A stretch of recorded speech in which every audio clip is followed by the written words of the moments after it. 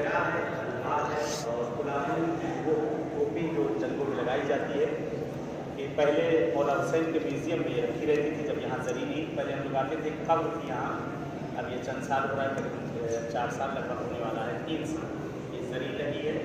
और उससे पहले लकड़ी की जरी थी, उससे पहले मेरा पूरी कब्र थी और काफ़ी अर्से तक ये बंद रहा। काफ़ी अर्से तक ये करबला की ज़ियारत बंद रही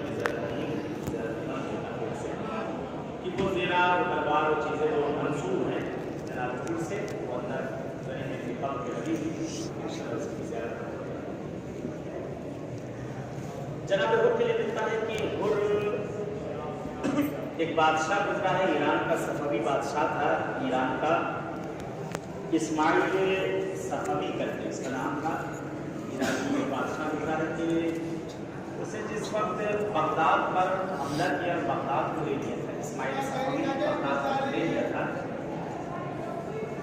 तो करबला भी पहुंचा। आका शिया बादशाह था ईरान का, करबला भी आका हुसैन की ज़ियारत के लिए पहुंचा। तो उसके फौज में कुछ लोग थोड़ा उस टाइम से उन्होंने कहा कि क्या पता हुर की तौबा हुसैन ने कबूल की है या नहीं की।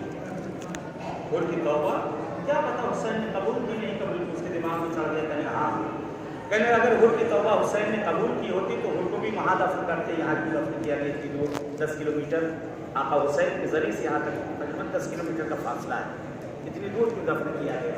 पर उसके दिमाग में कैटन खोदो खोदने के लिए अगर हुसैन ने अगर हुर को माफ किया होगा तो शहीद का जनाजा खराब नहीं होगा। यानी इसका जनाजा जो है इससे कई सौ साल बाद का जनाजा सही और सालिम होगा।